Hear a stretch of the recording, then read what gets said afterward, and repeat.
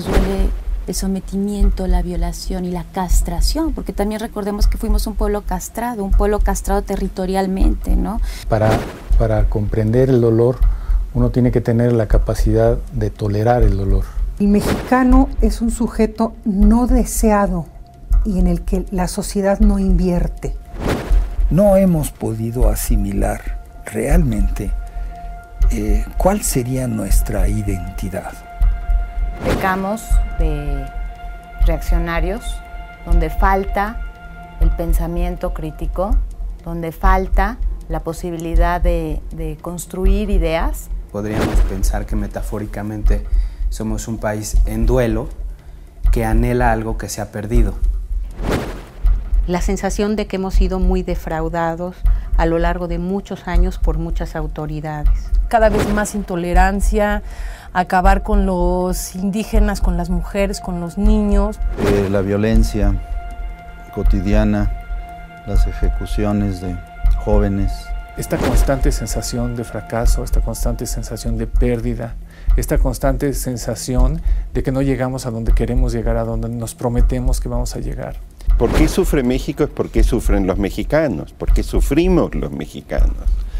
Pero no un mexicano determinado, este o aquel, sino todos o la gran mayoría. Y eso nos ubica de lleno en el plano de lo social.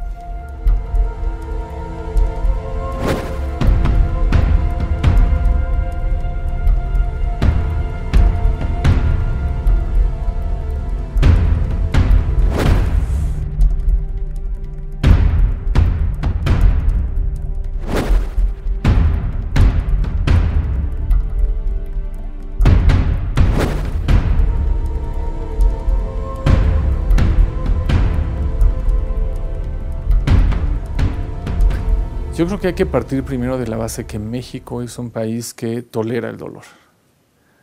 Somos un país que constantemente nos enfrentamos a situaciones complicadas, difíciles, desde la situación económica, política, los desastres que ocurren tan frecuentemente en nuestro país, hasta la desagradable no llegada a la final del Mundial, ¿no? Todas estas cosas nos van doliendo.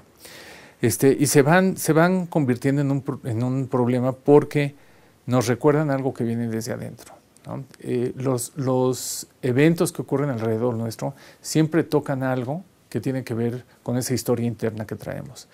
Yo creo que hablar de qué le duele a México y qué nos duele a los mexicanos, sí creo que es entrar en un sector con una cierta conciencia y creo que no es mayoritaria, lamentablemente creo que no es mayoritaria. Vivimos en una situación de gran incertidumbre.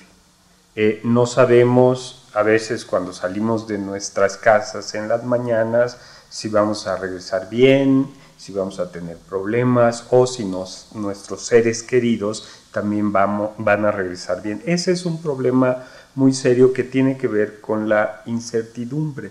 Entonces el problema con las personas cuando tenemos una gran incertidumbre es que empezamos a generar una serie de problemas de comportamiento y una serie de problemas psicológicos que afectan no solamente, como decía, nuestra salud mental, sino también aspectos físicos. Bajo ese dominio del trauma es difícil que pueda aprovechar todas las potencialidades que tiene. México sería un país traumatizado que no ha salido de ese trauma. Y no ha salido de ese trauma porque desde los términos psicoanalíticos para salir del trauma se requiere un aprendizaje, un entendimiento de él y una elaboración del mismo para poder reparar. Y en términos psicoanalíticos México no ha podido reparar ese trauma. Es más, considero que negamos el trauma, ¿no? Y lo negamos con hechos maníacos que no nos permiten ver lo que pasó, lo que está pasando y lo que se ve al futuro, ¿no? De algún modo, por lo menos en psicoanálisis, en teoría del duelo, hablamos de que hay salidas elaborativas o salidas patológicas, ¿sí? La salida elaborativa tiene que ver con la capacidad de salir adelante de un duelo por medio de la creatividad, por medio de la reflexión, por medio del pensamiento, por medio de la cultura. Todas esas son manifestaciones de un duelo bien elaborado. Pero para que eso se llegue a dar, primero hay que entrarle al dolor, hay que entrarle a la pérdida, hay que reflexionar sobre ella, no hay que negarla. Hay otras cosas que son muy importantes también que se pueden hacer y que nosotros les llamamos como estrategias de afrontamiento o enfrentamiento. Es decir, todas aquellas actividades, comportamientos, pero también cogniciones y sentimientos que nos puedan preparar para enfrentar las soluciones y tratar de controlarlas. Ojalá los mexicanos pudiéramos sentir el dolor y aguantar el dolor, porque así lo podríamos entender mejor. Solamente nos quejamos. Por otro lado, en el otro lado del duelo es el patológico, tenemos la versión depresiva y la versión maníaca, ¿sí? La versión depresiva tiene que ver con la sensación de desesperanza. Va desde la tristeza hasta la desesperanza total, que es ahí donde el ciudadano siente que ya no puede hacer nada más. Y esto yo creo que es lo más grave que podría suceder, que cayéramos en una depresión nacional, que tiene que ver con esto que te decía de la anestesia. Es decir, esto ya no me duele porque esto ya no existe, esto ya no tiene caso trabajarlo, ya no tiene caso hacer nada con respecto a esto. Eso sería una salida, pues, depresiva. Por ejemplo, nos debatimos los mexicanos entre tener una enorme pasividad y conformismo y dejar que las cosas sucedan sin siquiera participar, sin siquiera hablar, vamos, ya no protestar, pasivamente aceptamos todo. Creo que somos un pueblo muy bueno en alzar la mano, en buscar culpables y en no proponer soluciones, en lloriquear, en emberrincharnos y en no tener en ese sentido ese estúpido, ¿no? Y clientelistas, porque a final de cuentas se busca siempre a quién culpar, quién va a solucionar, quién va a ser esa madre todopoderosa que nos dé todo. Y yo diría que esta pasividad en ocasiones hasta ha sido provocada por lo que yo llamo, y perdón si hago una digresión ahorita, lo que yo llamo las minorías. Las minorías que están en el poder, porque siempre son una minoría, lo han sido desde tiempos inmemoriales, y las minorías que están tomando ahorita por su cuenta este estado de sitio en el que se ha descrito que viven muchas de nuestras ciudades y muchos de nosotros como ciudadanos. Un impasse implica estar pasmados, implica no avanzar. Y creo que eso es lo que pasa, que hay un impasse emocional, personal y a la vez como sociedad, y que creo que uno se va contraponiendo con el otro. El mexicano desde las épocas prehispánicas estaba acostumbrado a estar sufriendo, ¿no? Constantemente había dominaciones por parte de un grupo indígena con otro grupo indígena y dominaban a estos y a los otros y sufrían. Y luego vinieron los españoles a conquistar a los mexicanos y sufrieron más. Entonces el mexicano está acostumbrado a sufrir y a someterse ante el invasor, ante el conquistador, ¿sí?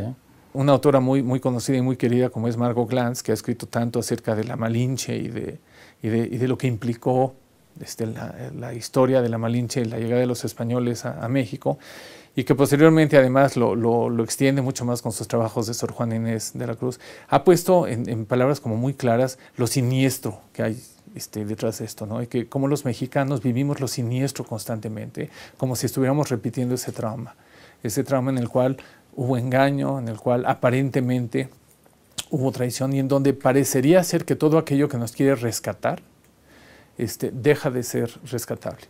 Donde hay un mexicano profundamente desesperanzado en una cuestión que no sabe cómo va a ser el futuro, que está rodeado de violencia, de hambre, donde ni siquiera las necesidades básicas están cubiertas, eso inevitablemente va a repercutir en el psiquismo y en la manera de educar y de estar con sus hijos. Entonces, sin duda alguna que desde el psicoanálisis tenemos elementos para pensar por qué un gran sector de la población inclusive está pasivizado yo diría con muy poca conciencia política, social, en torno a la realidad misma, a pesar de que padece la realidad, ¿no? Sin duda que sí. Desde el punto de vista psicoanalítico, lo que podemos observar es que la sociedad mexicana sufre de una angustia colectiva, asociada, inconsciente, pienso, asociada a sentimientos de muerte y de desamparo. Hay una parte de nuestra idiosincrasia en donde el engaño, la mentira, parecen ser monedas cotidianas que se usan en nuestro medio. No digo que México es el único país en donde esto ocurre, es una cuestión universal. Y sin embargo, en nosotros termina por convertirse en uno de los elementos que hace que eso que los psicoanalistas llamamos la confianza básica desaparezca. Y vivir constantemente en una situación en donde no hay confianza básica, duele. Duele porque uno no tiene parámetros para saber cómo juzgar lo que está ocurriendo alrededor. ¿Qué es lo que nos duele? Nos sigue doliendo este sentimiento de exclusión, este sentimiento de no participar, del deseo que hace invertir energía a nuestra sociedad. Yo creo que lo que afecta más es la desconfianza, el no poder pensar que la situación va a mejorar. A México le duele la desigualdad social, le duele la violencia, le duele el estado de caos en el que nos encontramos, le duele la ingobernabilidad. Le duele, yo creo que principalmente, la idea de ser un país con muchos recursos naturales, humanos, con una variedad de colores, de sabores, como un mundo lleno de creatividad en su entorno, y sin embargo, un país como muy pobre emocionalmente. Pensaría yo que malo que no nos doliera nada, que estuviéramos anestesiados, ¿sí? La anestesia psíquica, el no dolor, la negación del dolor, eso es todavía más patológico. Entonces, yo creo que empezar por la pregunta de qué le duele a México es empezar porque hay algo que se puede hacer, en el entendido de que el dolor es una alarma para echar a andar el aparato mental o el aparato social para hacer algo con respecto a ese dolor.